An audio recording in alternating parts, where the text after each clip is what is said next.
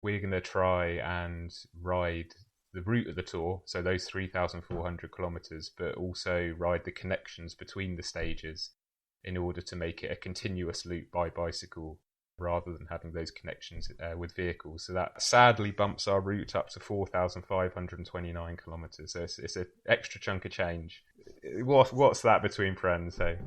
Yeah, more cycling, 200 kilometres a day and 2,700 metres of climbing on average. I think that's on average what we'd need to cover. Welcome to the Seek Travel Ride podcast, where we share the stories and experiences of people who have undertaken amazing adventures by bike. Whether it's crossing state borders, mountain ranges, countries or continents, we want to share that spirit of adventuring on two wheels with our listeners.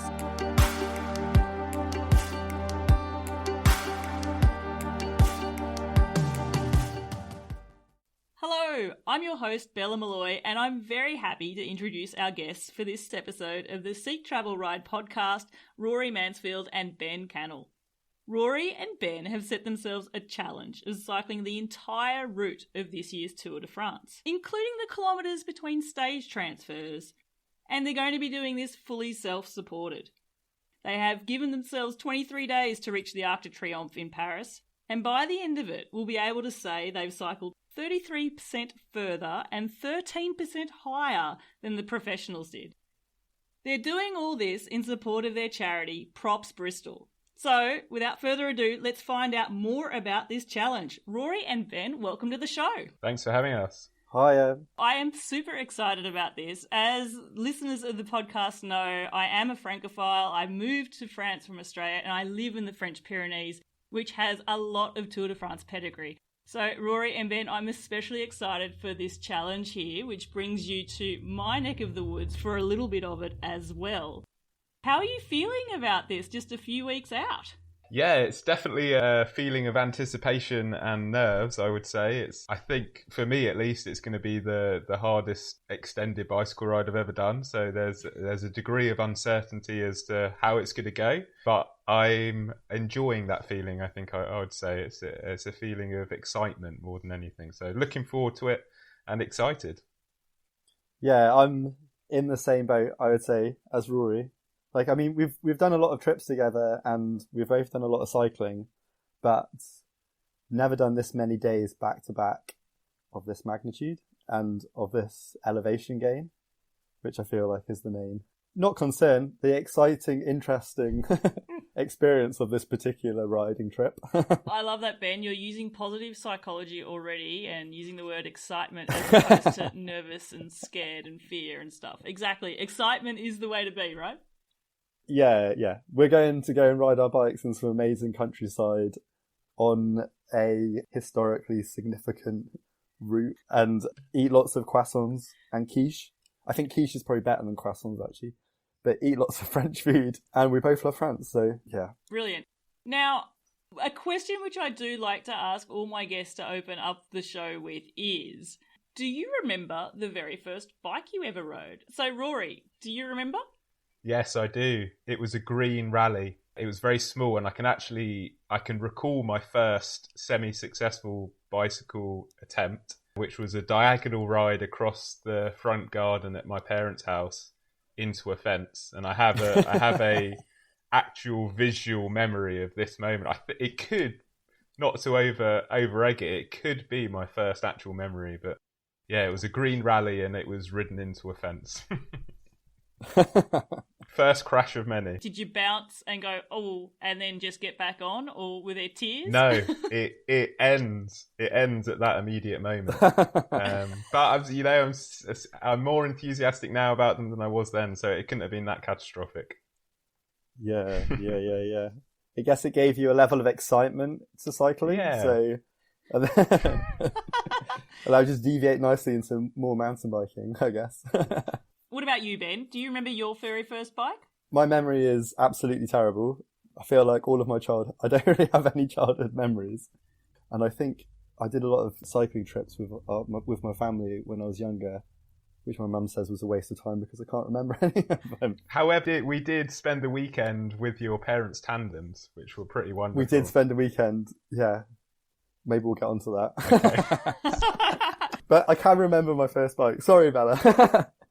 Go into it. Well, no, I can remember through photographic evidence, my first bicycle was the same bicycle that my dad learnt to ride on, which was this little yellow, like, child's bike with white grips on and what looked like hand-formed mudguards, all spray painted to the same yellow, with fantastic, like, motorcycle-sized tyres on. Yeah, and stabilizers. There's something pretty cool about that. So, for someone who doesn't remember much, you do remember a few details of this bike, by the way, Ben. But Well, I'm not sure if it's my memory or the memory of a photo, which I guess is the issue which I have with all of my childhood memories. I think they're just memories of photos. planted memories, as we call them. Yeah. Both of you were sort of talking there, like you were mentioning about trips away together. Are you childhood friends? Like, have you been friends since forever, or? Not really, no. So I grew up in Kent, which is in the southeast of England, in a little village called Wingham, and the next village over was called Addisham, and it was just about a bicycle ride for a small child back and forth between the two villages. And I had a good friend called George who lived in Addisham. We would ride BMX with each other growing up. And then George and Ben went to university with each other, and I think kind of got to know each other through cycling at university in Bristol. Yeah. That's how we've come to know each other. George said, Ben, Rory likes riding bikes a lot. You should be friends with him. And here we are. There we go. Riding the Tour de France. Wow, there you go. If anything's going to put the friendship to the test, it'll be the Tour de France route. And nightly tick checking. Yeah. And nightly tick checking. Exactly. Before we get into it, as I mentioned in the intro, you both set yourself the challenge of riding the Tour de France route.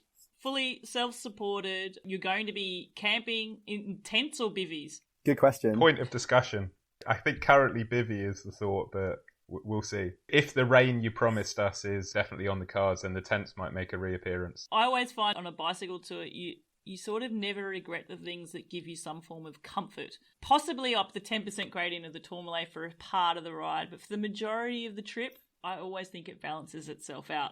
But I do want to get into your ride specifically and this challenge. So who here was responsible for thinking it up? Yeah, I probably take responsibility for that one. 100%. So it's Rory, yep. Definitely Rory. It's been an idea that's actually been kicking around in my head for quite a long time. I was on a bicycle tour in 2014, and I was lucky enough to have a few friends with me at the start of this tour. I'd been given a sabbatical year away from my work, so I was on quite a long trip. And when those friends sadly had to go home, I was left on my own.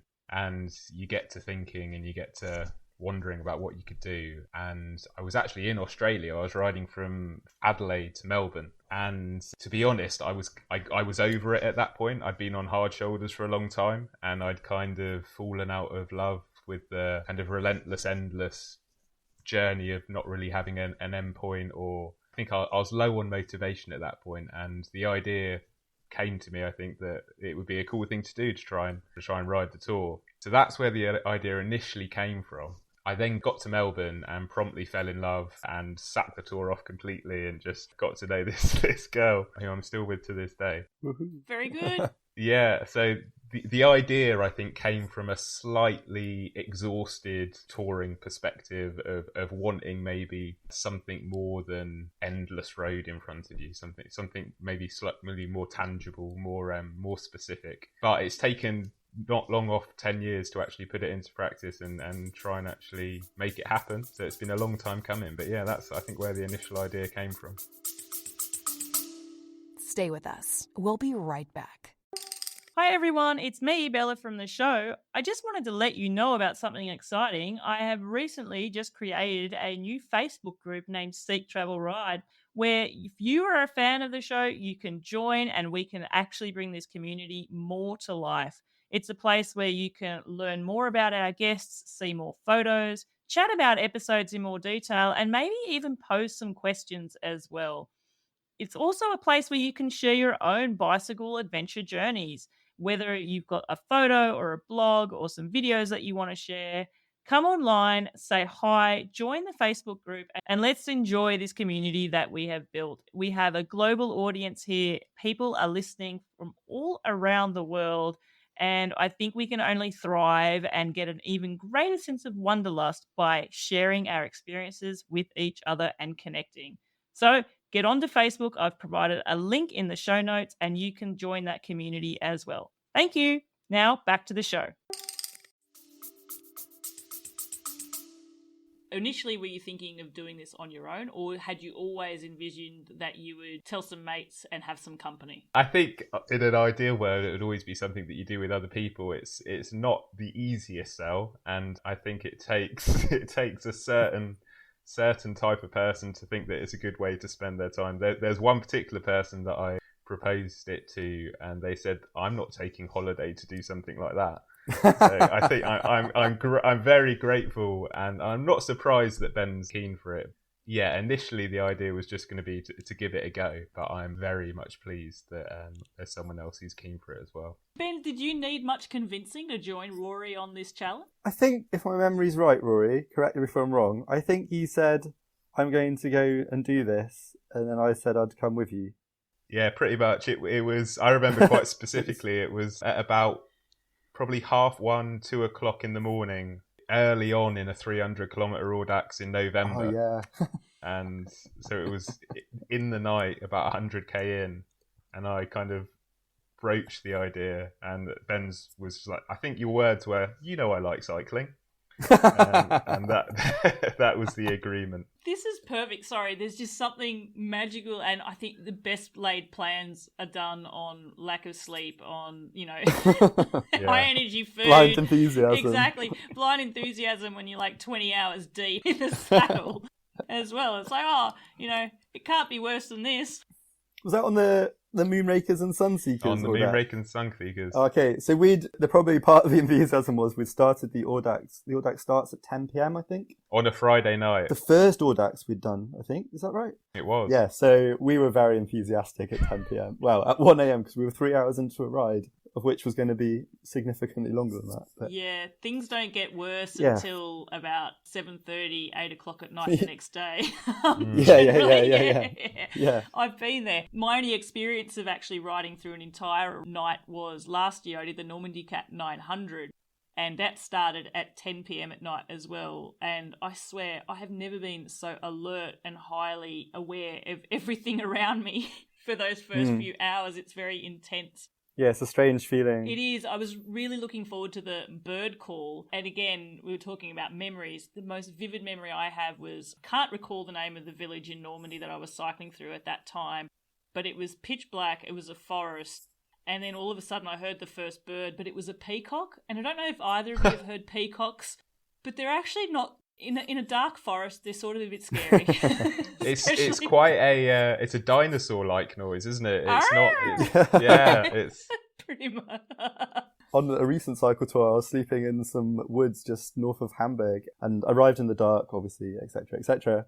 And I was lying there on the floor, and I could hear all this clumping around, and then there was this like ghoulish shrieking going on. And I know, like, rationally, like, this is fine, nothing's going to get me, no one cares that I'm sleeping in the wood up here, no one cares. And then there's this, like, ghost screaming at you and clumping around, you're like, is there a boar going to come through the tent? What the hell is this?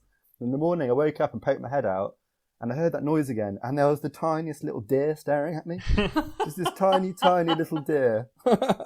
And I was like, wow, it really is your imagination, which is the main thing to be afraid of a lot of the time in that situation. Oh my gosh, absolutely. So Rory, you thought of this idea over 10 years ago. You convinced Ben to join you in the early hours of the night on a 300-kilometre Audax event. When did it start becoming real in terms of figuring out what the challenge actually is? And actually, if you could give a broad overview for our listeners. I have a great appreciation of what the Tour de France is. I understand the route, I understand transitions, but for people who maybe don't know it as intimately as that.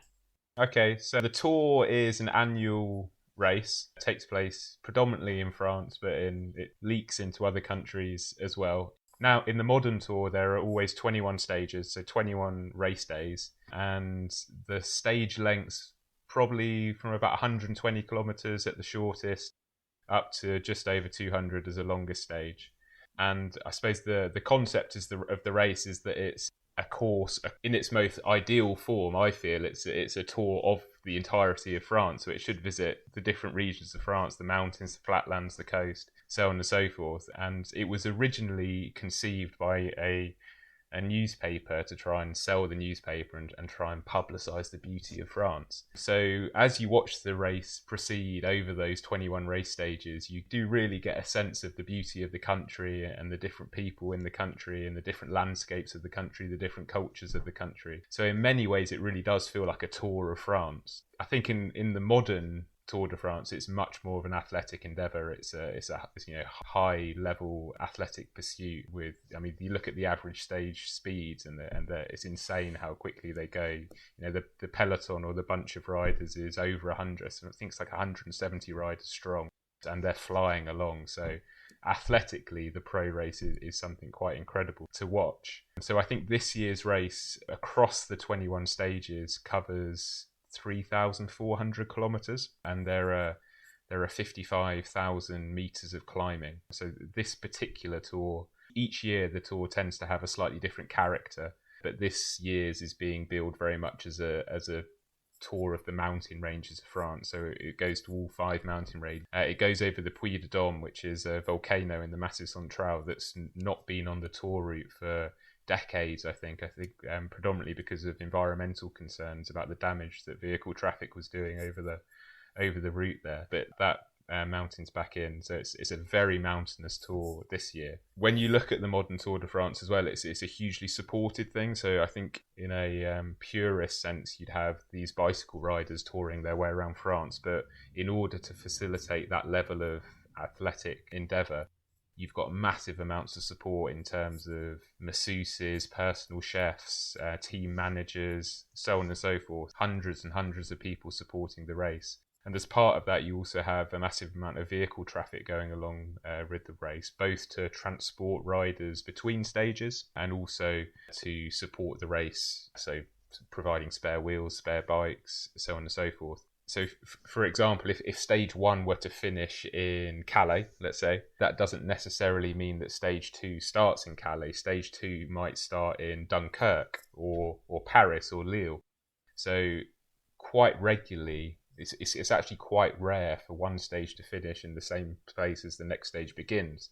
So that necessitates these vehicle transfers between the stages. Sometimes kind of an hour, 2 hours. There's not particularly a glorious example in the recent Giro d'Italia where the second to last stage finished right up in the Dolomites, and then the final stage was in Rome. So you had hundreds of people transferring all the way across the country, which obviously environmentally is quite questionable. And I think also as a romantic at heart, it kind of kills the joy of that idea of a tour, a continuous journey. So with that in mind, we're going to try and ride the route of the tour, so those 3,400 kilometers, but also ride the connections between the stages in order to make it a continuous loop by bicycle rather than having those connections with vehicles. So that sadly bumps our route up to 4,529 kilometres. So it's an extra chunk of change. Extra 1,000 odd kilometres. What's that between friends? So more cycling, you know. Absolutely. But I do think it adds a certain artistic beauty to it that is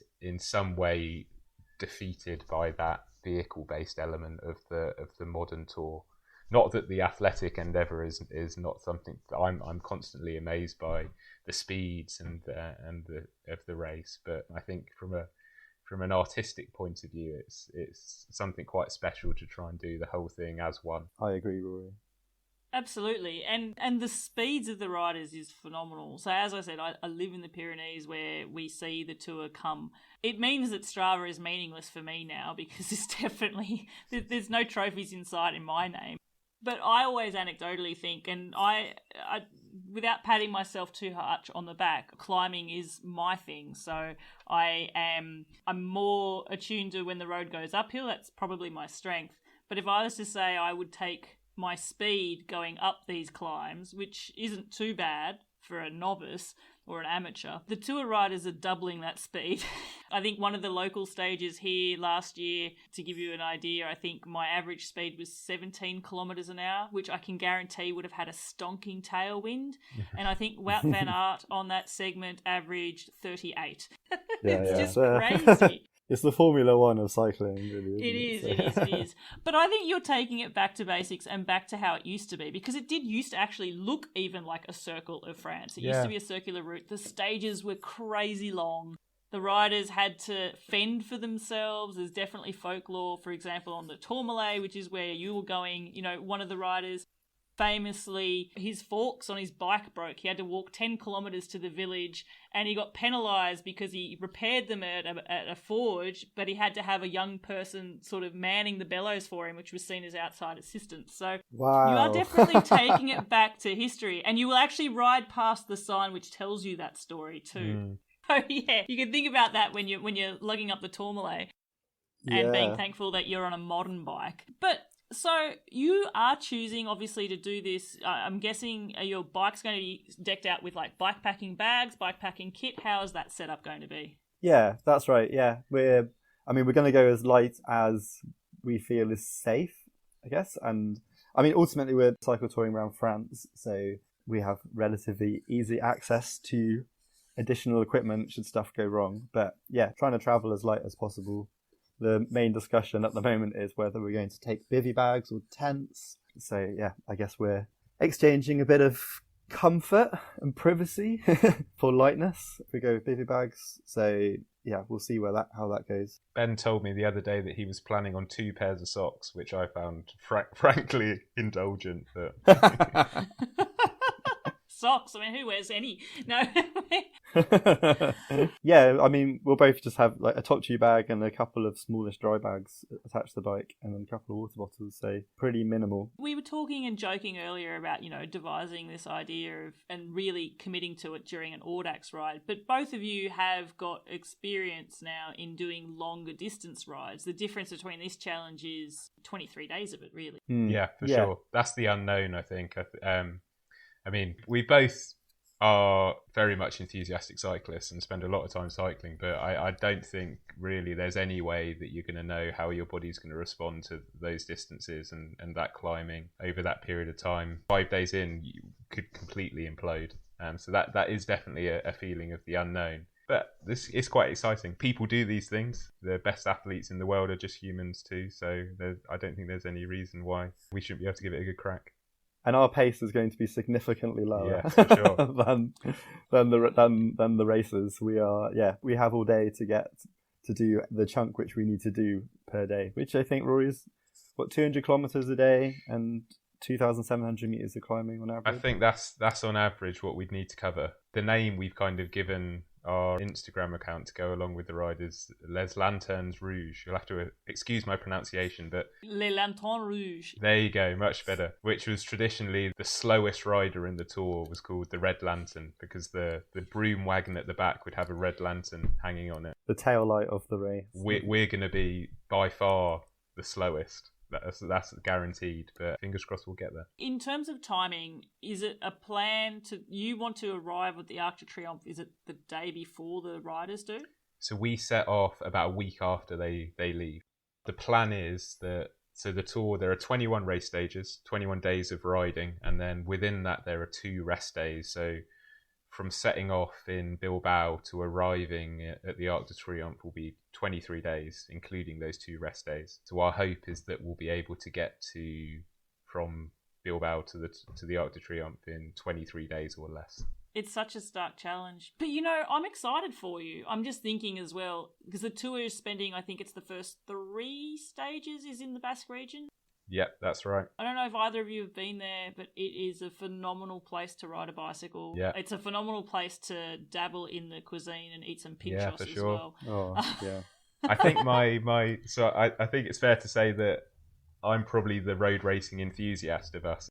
My initial enthusiasm for road racing came from, there's an Ernest Hemingway novel called Fiesta, which tells the story of this group of Americans in France in the 1920s. And the final scene is Hemingway sat in this bar in San Sebastian, and he's watching the world go by, and he sees the very first Tour of the Basque Country passed, and he talks to some of the riders, and he shares a drink with them. And this was my first introduction to kind of professional. It was when I realised that cycling was more than just knocking around in the woods with your friends. So I feel a connection to the Basque Country for that reason, and really looking forward to that part of the ride. When we talk about parts that you're looking forward to, so Rory, you're looking forward to the Basque region. What about you, Ben? Is there one of these stages that you particularly has got your eye and has you excited? Well, good question. I would say I'm very unaware of the entirety of where we're going. But, however, very excited about it all. But I've done some alpine riding and done some of the passes and I've just come back from a tour where I think I did a few of the passes which we will be going through maybe in the Jura and the Rouges. So, yeah, but it's all going to be very new to me, which is kind of the way which I quite like to tour as well, rather than, I guess I'm aware of the statistics and what we need to be able to be comfortable pedaling, or maybe not comfortable, but willing to push to. And so I think we're okay there. But yeah, in terms of the route itself, I'm looking forward to the experience and the journey and the amazing places we're going to revealing themselves over time. I'm excited for you. It's funny because when I think of it, I believe with cycling, especially here, there's two types of people. There's the type that wants to know, for example, on a climb, how long is the climb, how steep is the climb, where is the climb hardest, where does it get easy? And there's people who don't want to know, they just want to get there. And so, for example, in the Alps and the Pyrenees on a climb, for every kilometre you see the lovely signs which tell you this is how long you've got to go to the top, this is the current elevation, this is the elevation at the top, and the next kilometre is going to have an average gradient of the... And there are people who love those signs and people who hate them. So, Ben, I'm sort of thinking, I'm not saying you'll hate those signs, but I'm sort of thinking you're the person that doesn't care about the signs. And Rory, maybe you already know where the signs are going to be and you've already sussed it out because you've been a fan for so long. Well, I've sussed out all the boulangeries along the route, so that's my priority. I'd say that neither are particularly statistically focused or focused on the kind of interested in like doing something for the sake of the achievement as such. I'm talking on your behalf as well. I know, I'm agreeing with you from afar. And so I think we generally have the similar approach where I think we're on a long climb, for example, we're enjoying the long climb and we're not trying to set a certain time where we're monitoring ourselves every kilometre, so therefore the signs are irrelevant. We're enjoying where we are. We're not desperate to get to the end, therefore the signs are also irrelevant. So, yeah, I think I remember seeing some in like riding past them in France before and just thinking like, why are you telling me this? It's like the climb is the length it is, you know.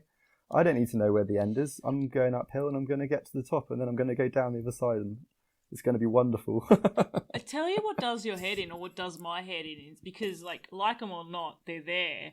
Every now and then there's a sign missing. And so you'd be riding along and thinking, I'm sure I've done more than a kilometre. and because it's steep, you know, you're not paying attention to your trip computer and seeing when the kilometres roll over. And then you're going, I'm sure I've done more than a kilometre. And the sign's just missed. And then all of a sudden you go, oh, okay, that was 2 kilometres there. Worse, though, is when you, for some reason, forget how long's to go and then you realise it's longer than you thought. But no, I think embrace the beauty. You've got the whole of France to look forward to. And as you've quite rightly said, many boulangeries. You're in a country where you'll readily be able to access quite a lot of things if you need them as well. The good old pizza vending machines are scattered right throughout the country as well. So if you come into... There's some incredible vending machines in France. There are. In fact, in Normandy... Fromageries. Camembert, exactly. I think oysters are by the coast if that's what you're inclined for. From a vending They're all machine. in refrigerated vending machines. Wow. Yeah, and baguettes as well. So a lot of little villages that don't have their own bakeries or boulangeries have a baguette vending machine. And it's better than a Twix and an Oasis. Well. Ernest Hemingway would be turning in his grave at the thought of oysters from a vending machine. Good for a Billy Mag experience. Exactly.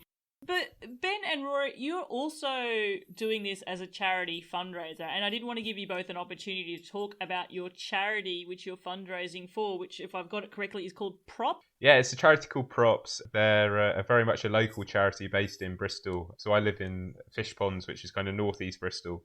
Props are based, you see their vans going around all the time. Their goal is to facilitate adults with learning difficulties to find a place in the workplace. So they offer a whole range of different training opportunities and vocational opportunities for people that might, for other reasons, find it challenging to get into the workplace.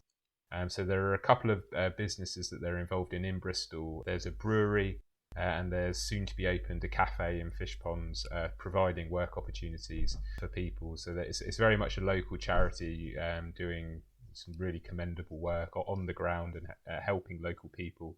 It's a privilege to be able to support them. They're also very much involved in the local cycling scene. So they have a cycling club called Props Cycling Club, and they organise a yearly ride from Bristol to Bordeaux that people are involved in and help support the charity through. So it's a really commendable charity doing great stuff in the local area. Absolutely fantastic. And you could say this about a lot of charities, but the work that they're doing there as well is really meaningful and fulfilling for people as well, and helps people feel a sense of purpose as well, if that makes sense too.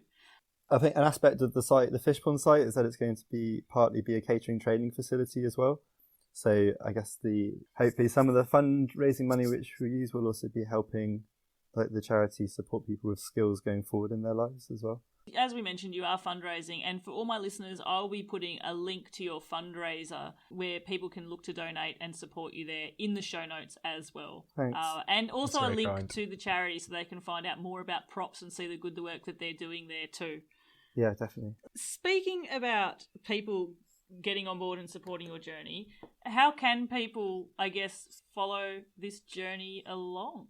Well, yeah, probably the best place to start is on our Instagram, which is Les Lanternes Rouges. Yeah, so yeah, we'll say, or Les Lanternes Rouges if you're in England.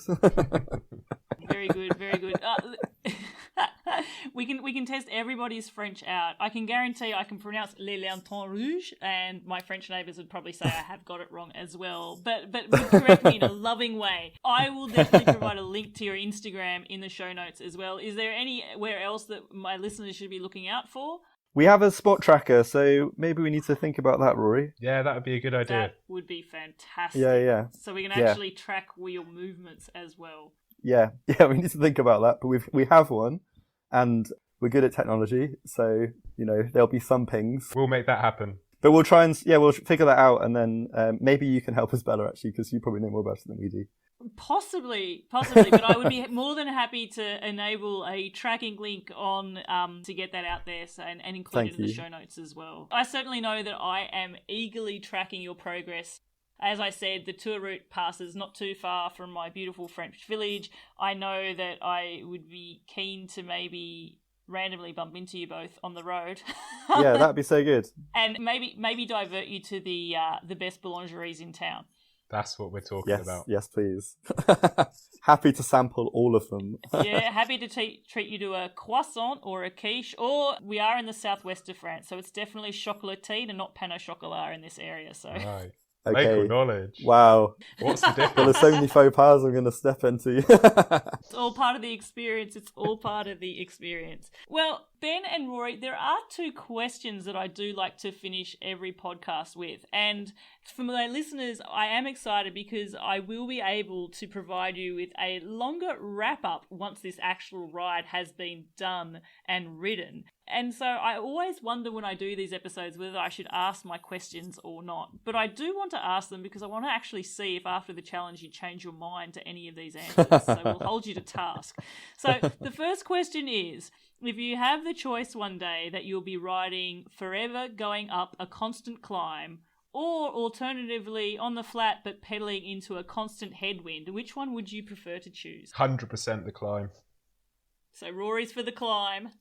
I would, I think, I thought about this quite hard, actually, after hearing some of your previous podcasts, and I think I would also go the climb, because I think that means I'd be living in a more interesting place overall.